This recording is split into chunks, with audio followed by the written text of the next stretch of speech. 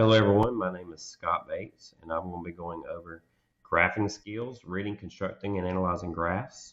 So this video is the introduction video to this lab. There's going to be two other parts. Part one is going to be the bar graph and histogram section, and part two will be the line graph section. So I'm just going to go over the basic introduction of graphing skills and why this lab is important.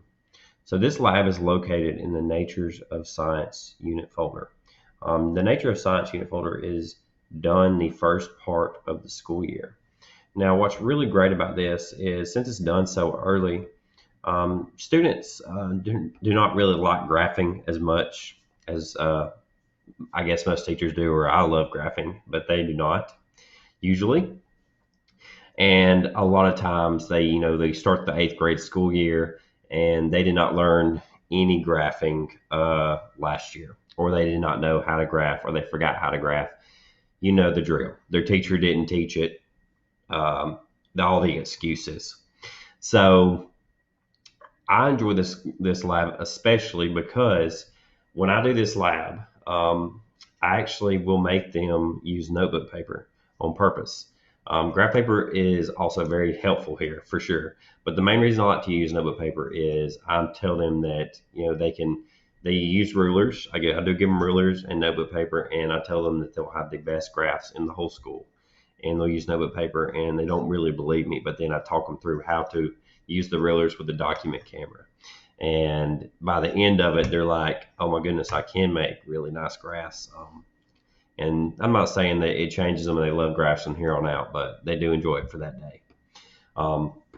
So to receive full credit for this activity, the first step, I would like for you to go to the discussion board in Canvas and answer this question. What are some issues that your students have with graphing? And I love these excuses I hear from teachers, that they hear from the students. Not really excuses, but just what they see. Because I thought I've heard it all, but every year it's always something like that's a new one, or a teacher may say something like, "Man, I relate to so many issues with graphing that it's just kind of crazy." And so I love reading those and sharing my own as well. So please do that first. The next part is actually completing this lab. You are going to have to graph and submit pictures. There's several graphs you're going to have to insert pictures in this document. I highly suggest, again, you're welcome to use notebook paper or graph paper. It does not matter.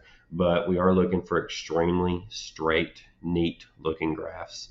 And we're really making sure it is straight and neat and it has all the components, because we're thinking about, what do you want to get from your own students when they turn a graph in? And we want it to be just spectacular.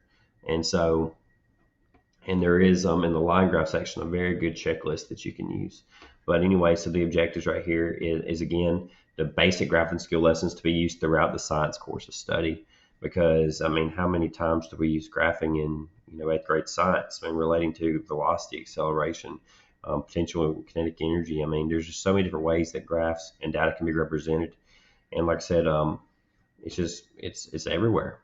I've only put one Marzano strategy. There's several Marzano strategies in this slide, but definitely recording, representing information is the main one. So that is the end of the introduction. Like I said, part one will be bar graphs and histograms, and part two will be the line graph section. So please watch them.